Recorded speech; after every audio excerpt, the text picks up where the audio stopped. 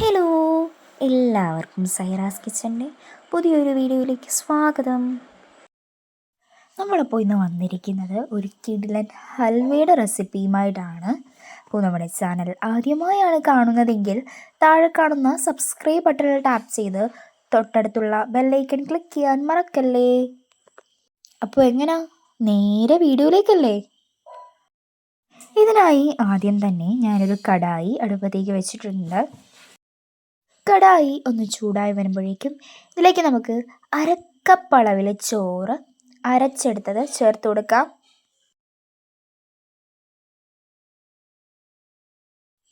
ഞാൻ അരച്ചെടുത്തിട്ടുള്ള ചോറിൻ്റെ കൂട്ട് മുഴുവനായിട്ടും ഇതിലേക്ക് ചേർത്ത് കൊടുത്തിട്ടുണ്ട്. പാനിലേക്ക് നമ്മൾ എണ്ണയോ നെയ്യോ ഒന്നും തന്നെ തൂവി കൊടുത്തിട്ടില്ല കേട്ടോ. ഇനി നമുക്ക് ഈ ഒരു ചോറിൻ്റെ ബാറ്റർ ഒന്നൊരു സ്പാച്ചുല ഉപയോഗിച്ചിട്ട് ചെറുതായിട്ടൊന്ന് ഇളക്കി കൊടുക്കാം കേട്ടോ. അപ്പോൾ നമ്മളിതൊന്ന് ഇളക്കി യോജിപ്പിച്ച് കൊടുത്തതിന് ശേഷം ഇതിലേക്ക് നമുക്കൊരു 1/4 കപ്പ് അളവിൽ വെള്ളം ഒഴിച്ചു കൊടുക്കാം.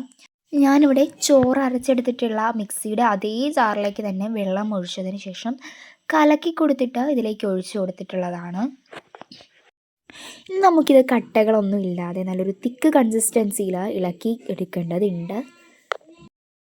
അതിനായിട്ട് സ്റ്റൗ ലോ ഫ്ലെയിമിൽ വെച്ചതിന് ശേഷം 2-3 മിനിറ്റ് നേരം കൈവിടാതെ നന്നായിട്ടൊന്ന് ഇളക്കി കൊടുക്കാം. ഈ ഹൽവ തയ്യാറാക്കുമ്പോൾ നമുക്ക് ഏറ്റവും ആവശ്യമായിട്ടുള്ള ഒരു ഘടകമെന്ന് പറയുന്നത് ക്ഷമ തന്നെയാണ്. അപ്പോൾ ഒരുപാട് നേരത്തെ കഷ്ടപ്പാടിനുള്ളിൽ മാത്രമേ നല്ല ടേസ്റ്റി ആയിട്ടുള്ള ടൈപ്പിലുള്ള ഒരു ഹൽവ നമുക്ക് തയ്യാറാക്കി എടുക്കാനായിട്ട് പറ്റത്തുള്ളൂ. ഇനി ഇതിലേക്ക് 1/2 കപ്പ് അളവിൽ ശർക്കര പാനിയാക്കിയത് അരിച്ചൊന്ന് ഒഴിച്ചു കൊടുക്കാം. എൻ്റെ കയ്യിലുള്ളത് വെള്ള ശർക്കരയുടെ പാനിയാണ്, അതുകൊണ്ട് തന്നെ നമ്മുടെ ഹൽവയ്ക്ക് ലേശം കളറ് കുറവാണ് കേട്ടോ. തീരെ കളറ് കുറവായതുകൊണ്ട് തന്നെ ഞാൻ 1/2 കപ്പ് അളവിൽ പഞ്ചസാര ചെറുതായി ഒന്ന് ക്യാരമൽ ചെയ്തതിന് ശേഷം ഇതിലേക്ക് ചേർത്ത് കൊടുത്തിട്ടുണ്ട്. പഞ്ചസാര ക്യാരമൽ ചെയ്ത സമയം ഞാനിതിലേക്ക് ഒരു 3 ടേബിൾ സ്പൂൺ അളവിൽ വെള്ളം കൂടി ഒഴിച്ചു കൊടുത്തിട്ടാണ് കേട്ടോ ക്യാരമൽ ചെയ്തിട്ടുള്ളത്. അപ്പോൾ ഞാനതിൻ്റെ ക്ലിപ്പ് ഷൂട്ട് ചെയ്തിട്ടില്ല കേട്ടോ. ഇനി ഇതിലേക്ക് 2.5 ടേബിൾ സ്പൂൺ അളവിൽ അരിപ്പൊടിയും 3 ടേബിൾ സ്പൂൺ അളവിൽ വെള്ളവും ചേർത്ത് കലക്കിയ കൂട്ട് ഒഴിച്ചു കൊടുത്തിട്ടുണ്ട്. അപ്പോൾ ഇത് നമുക്കൊന്ന് ലോ ഫ്ലെയിമിൽ വെച്ചിട്ട് നന്നായിട്ടൊന്ന് ഇളക്കി യോജിപ്പിച്ചെടുക്കാവേ. ഇപ്പോൾ നമ്മൾ നോക്കിക്കഴിഞ്ഞാൽ നമുക്ക് കാണാൻ പറ്റും നമ്മുടെ ആ ഒരു കൂട്ട് ഏതാണ്ട് കുറച്ചൊന്ന് ഹാർഡായിട്ട് വരുന്നുണ്ട്. ഇത് നിങ്ങൾ പരമാവധി ലോ ഫ്ലെയിമിൽ വെച്ചിട്ട് കൈ വിടാതെ ഇളക്കി കൊടുത്തുകൊണ്ടിരിക്കുക. അതായത് കൈ വിടാതെ ഇളക്കി കൊടുക്കണമെന്ന് എന്തിനാണ് പറയുന്നതെന്ന് വെച്ചിട്ടുണ്ടെങ്കിൽ ചിലപ്പോൾ അടിക്ക് പിടിക്കാനുള്ള സാധ്യതയുണ്ട്. ഇനി ഇതിലേക്ക് നമ്മൾ നെയ്യ് ചേർത്ത് കൊടുക്കേണ്ടതുണ്ട്. ഓരോരോ പ്രാവശ്യമായിട്ട് ടോട്ടലി ഇതിലേക്ക് 1/2 കപ്പോളം നെയ്യ് ഞാൻ ചേർത്ത് കൊടുത്തിട്ടുണ്ട്. ആദ്യം നമ്മൾ 1 ടേബിൾ സ്പൂൺ അളവിലുള്ള നെയ്യാണ് ചേർത്ത് കൊടുത്തിട്ടുള്ളത്. ഇനി ഇത് നമുക്ക് നന്നായിട്ടൊന്ന് ഇളക്കി യോജിപ്പിച്ചെടുക്കാം. നമ്മൾ വീണ്ടും ഇതുപോലെ കൈവിടാതെ ഒന്ന് ഇളക്കി കൊടുത്തുകൊണ്ടിരിക്കണേ.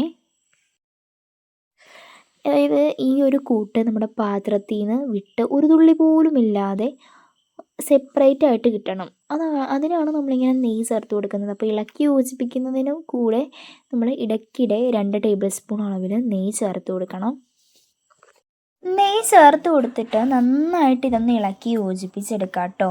ഞാൻ തുടക്കത്തിലേ പറഞ്ഞിരുന്നു എൻ്റെ ശർക്കരയുടെ കളറ് വളരെ കുറവായതുകൊണ്ടാണ് എനിക്ക് ഈ ഒരു ക്രീം നിറത്തിൽ കിട്ടിയിട്ടുള്ളത്. ഇപ്പോൾ ഇത് അല്പസമയം ഒന്ന് കഴിഞ്ഞിട്ടുണ്ട്. ഇനി ഇതിലേക്ക് ഞാൻ കഴുകി വൃത്തിയാക്കി വെച്ചിട്ടുള്ള 1/4 ടീസ്പൂൺ അളവിൽ വെളുത്ത എള്ള് ചേർത്ത് കൊടുത്തിട്ടുണ്ട്.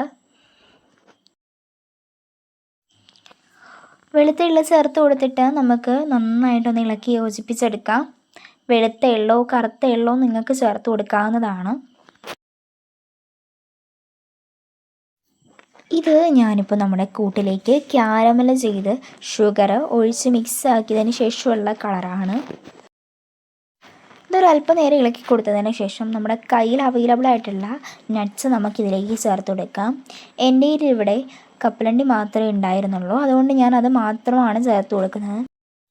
നിങ്ങളുടെ കയ്യിൽ അവൈലബിൾ ആയിട്ടുള്ള ഏത് തരത്തിലുള്ള നട്ട്സ് വേണമെങ്കിലും ഇതിന് ചേർക്കാം കേട്ടോ. അതിനൊന്നും യാതൊരു പ്രശ്നവുമില്ല. നമ്മളിത് എത്രത്തോളം നേരം ഇട്ട് കുക്ക് ചെയ്യുന്നു അതിനനുസരിച്ച് ഈ ഒരു കൂട്ടിൻ്റെ കളറ് ഡാർക്ക് ബ്രൗണിലേക്ക് മാറിക്കൊണ്ടിരിക്കും. അപ്പോൾ ഇതിലേക്ക് നമ്മൾ അത്യാവശ്യം നല്ല രീതിയിൽ തന്നെ നെയ്യ് ചേർത്ത് കൊടുത്തിട്ട് പാത്രത്തിൽ നിന്ന് വിട്ട് വരുന്ന ആ ഒരു പരുവത്തിനാക്കി എടുത്തിട്ടുണ്ട്. ഇപ്പോൾ കണ്ടോ, അതിനകത്തുള്ള ആ ഒരു നെയ്യൊക്കെ ഒന്ന് തെളിഞ്ഞ് വന്നിട്ടുണ്ട്. ഇത് കറക്റ്റ് പരുവം അല്ല കേട്ടോ. ഇങ്ങനെ നെയ്യ് തെളിഞ്ഞ് വന്നാലും നമ്മൾ കുറച്ചധികം നേരം ഇതിട്ട് ഇങ്ങനെ ഇളക്കി യോജിപ്പിച്ചുകൊണ്ടിരിക്കണം. എന്നാൽ മാത്രമേ നമുക്കിതൊരു കറക്റ്റ് ആ ഒരു ഹലുവേൻ്റെ ആ ഒരു ഇതിൽ കിട്ടുള്ളൂ. നല്ല രീതിക്ക് സോഫ്റ്റായിട്ട് നെയ്യ് തെളിഞ്ഞ് കാണുന്നത് വരെ നമുക്കിതൊന്ന് നന്നായിട്ട് ഇളക്കി യോജിപ്പിച്ചെടുക്കാം. നമ്മൾ ഇതിലേക്ക് പലതരത്തിലുള്ള നട്ട്സൊക്കെ ചേർത്ത് കൊടുക്കുമ്പോൾ ഉണ്ടല്ലോ, ഇത് അതായത് സെറ്റായി കഴിഞ്ഞ് കഴിക്കുമ്പോൾ വളരെയധികം ടേസ്റ്റിയാണ് കേട്ടോ.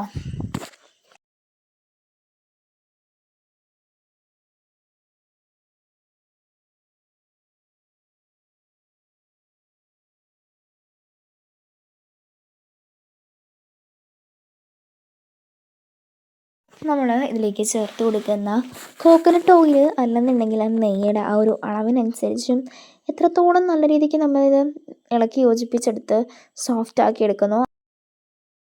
അപ്പോൾ നമ്മൾ ഒരുപാട് നേരം എടുക്കും കേട്ടോ ഇങ്ങനെ എണ്ണ തെളിഞ്ഞ് വരാനായിട്ട്. അപ്പോൾ എത്ര നമ്മൾ എടുത്തെന്ന് പറഞ്ഞാലും നമ്മൾ ലോ ഫ്ലെയിമിലിട്ട് തന്നെ കുക്ക് ചെയ്യാം.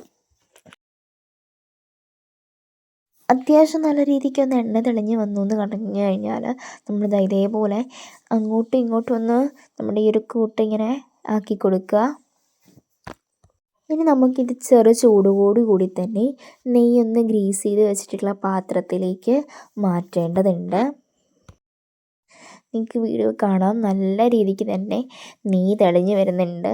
അപ്പോൾ ഈ ഒരു സമയത്ത് നമ്മൾ ഇത് മാറ്റി കൊടുക്കേണ്ടതുണ്ട്. നമുക്ക് ചെറു ചൂടോടുകൂടി തന്നെ സെർവ് ചെയ്ത് ആ ഒരു പാത്രത്തിലേക്ക് അല്ലെങ്കിൽ ഒരു മോൾഡിലേക്ക് മാറ്റിക്കഴിഞ്ഞാൽ നമുക്ക് വളരെ പെട്ടെന്ന് തന്നെ അതിൽ നിന്ന് ഷേപ്പ് ചെയ്തെടുക്കാനായിട്ട് പറ്റും. അതുകൊണ്ടാണ് ഞാൻ ആ ഒരു ചെറിയ ചൂടോടുകൂടി തന്നെ നമ്മുടെ മോൾഡിലേക്ക് ആക്കി കൊടുക്കാൻ പറയുന്നത്. അപ്പോൾ ഇത് ഒരു ഓവർനൈറ്റ് വെച്ചതിന് ശേഷമുള്ള റിസൾട്ട് ഞാൻ വീഡിയോയുടെ ലാസ്റ്റ് കൊടുത്തിട്ടുണ്ട്. കുറച്ച് നേരത്തെ ക്ഷമയുണ്ടെന്നുണ്ടെങ്കിൽ വളരെ പെട്ടെന്ന് തന്നെ തയ്യാറാക്കി എടുക്കാൻ പറ്റുന്ന ഒന്നാണ് കേട്ടോ ഈ ഒരു ഹലുവ എന്ന് പറയുന്നത്. അപ്പോൾ ഈ ഒരു ഹൽവയുടെ റെസിപ്പി നിങ്ങൾക്ക് എല്ലാവർക്കും ഇഷ്ടമായെന്ന് വിശ്വസിക്കുന്നു. അപ്പോൾ വീഡിയോ ഇഷ്ടമായാൽ ലൈക്ക് ചെയ്യാനും നിങ്ങളുടെ വിലയേറിയ അഭിപ്രായങ്ങൾ കമൻറ്റായി അറിയിക്കാനും വീഡിയോ ഫ്രണ്ട്സിനും ഫാമിലിക്കും ഷെയർ ചെയ്യാനും മറക്കല്ലേ. അപ്പോൾ അടുത്തൊരു വീഡിയോയുമായി വരുന്നത് വരെ താങ്ക് യു ഫോർ വാച്ചിങ്.